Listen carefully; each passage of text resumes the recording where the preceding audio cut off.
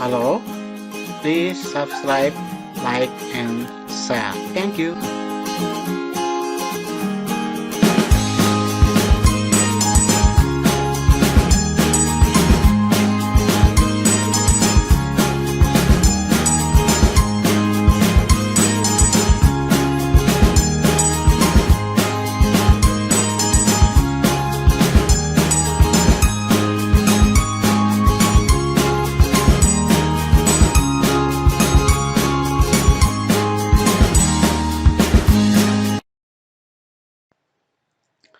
Om Swastiastu, sampai jumpa kembali dengan saya Gede Eka Swantayana Arsada.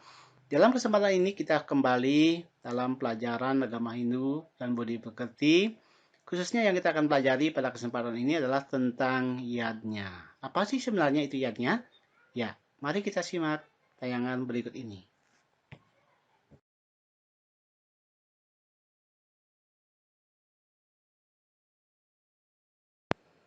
Sebelum kita membahas apa itu yadnya, mari kita baca apa yang melatar belakangi pelaksanaan yadnya tersebut. Termuat dalam kitab Bhagavad Gita bab 3 sloka 10 yang isinya sebagai berikut.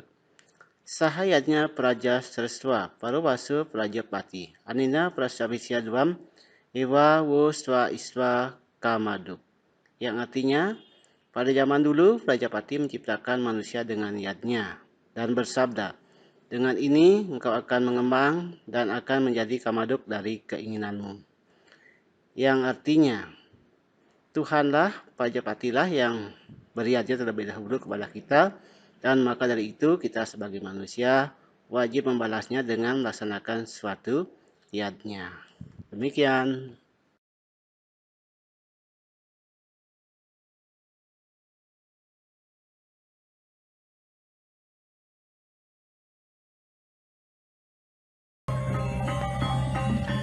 Selanjutnya, latar belakang yang kedua adalah Trirana.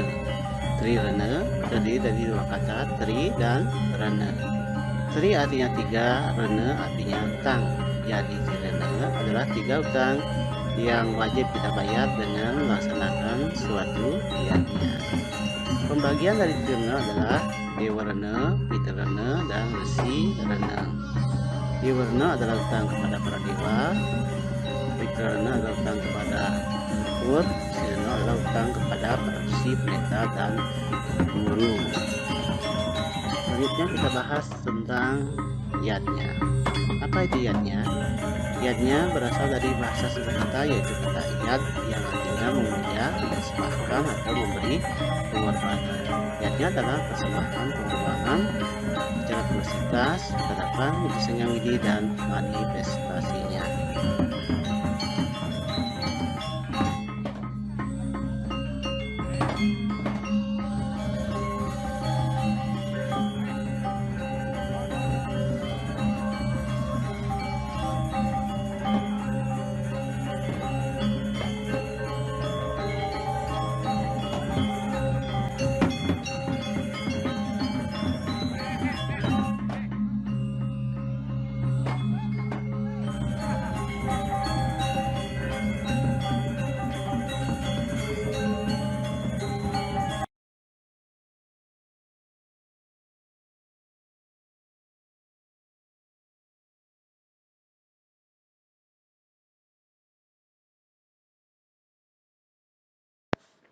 Berikut ini adalah penjelasan tentang panca yadnya.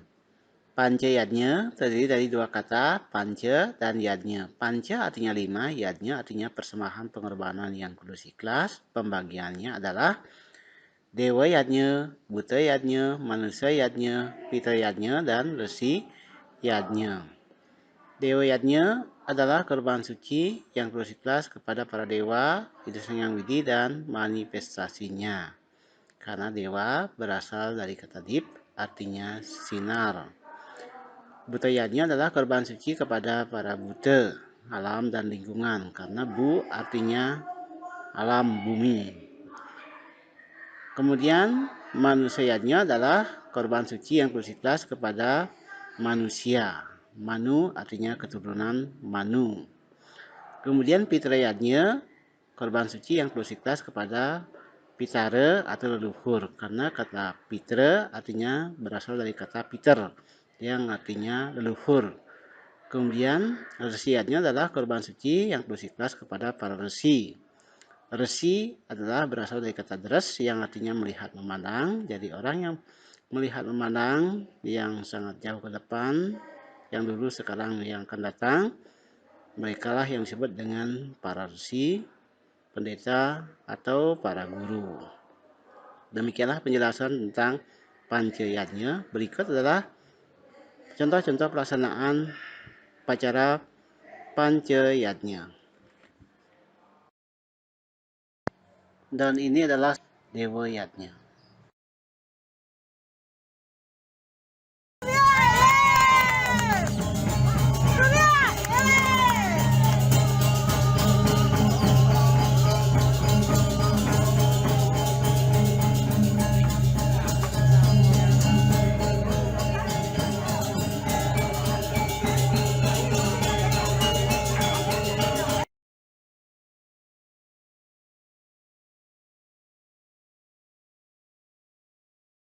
Berikut adalah upacara Mutayatnya yang tujuannya untuk mengharmoniskan hubungan Wanalit dan Wanagung agar serasi, selaras, dan seimbang.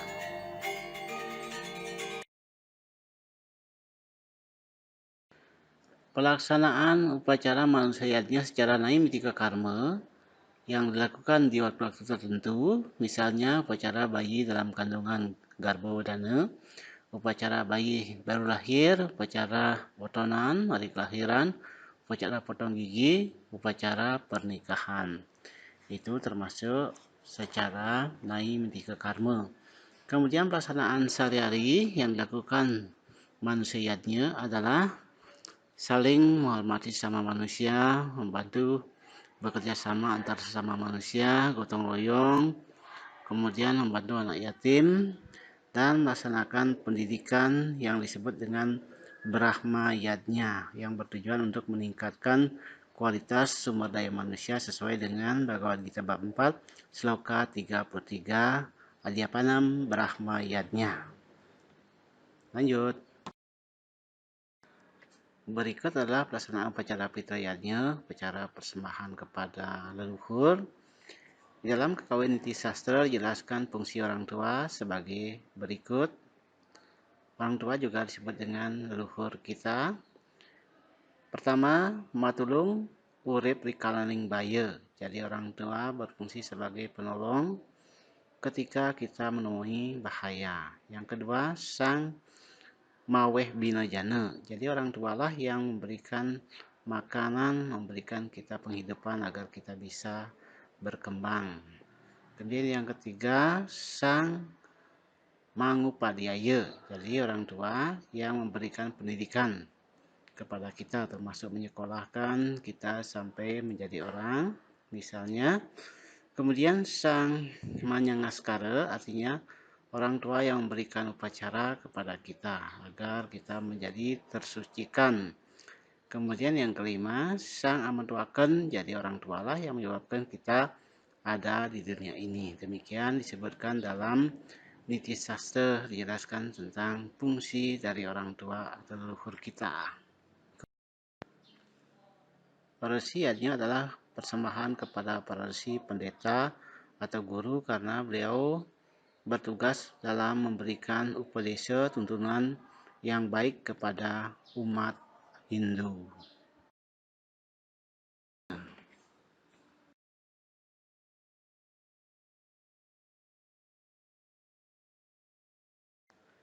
Di dalam Bhagavad Gita bab 4 sloka 23 sampai 30 menjelaskan yang pertama Drevya Yadnya, artinya korban suci berupa materi yang dipersembahkan dengan tulus ikhlas.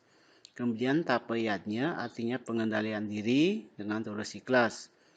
Kemudian Yoga Yadnya, artinya memuja Ida Sang Hyang Widi dengan tahapan Astanga Yoga dengan tulus ikhlas. Swadhyaya, tekun memusatkan pikiran kepada Ida Sang Hyang Widi, dan Jnanayatnya, konsentrasi memusatkan pikiran dengan Ida Sang Hyang Widi.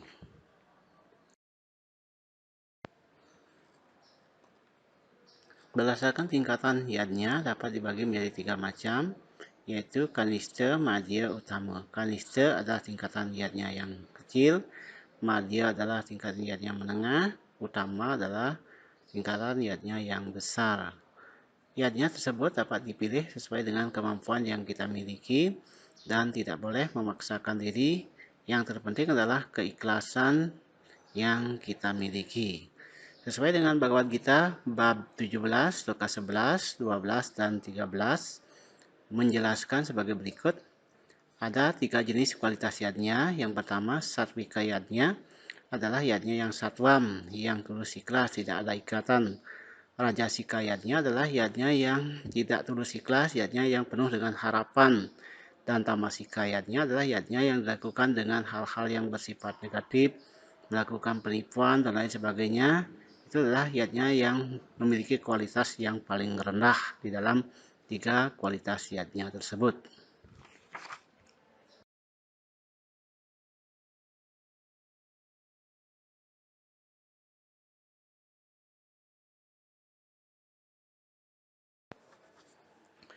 Yadnya berdasarkan waktu pelaksanaannya ada nitya karma dan naimittika karma. Nitya karma artinya pelaksanaan yadnya yang dilakukan setiap hari, dan naimittika karma adalah pelaksanaan yadnya yang dilakukan pada hari-hari tertentu. Nitya karma misalnya melaksanakan bantuan saiban, puja trisanya, kemudian mandi.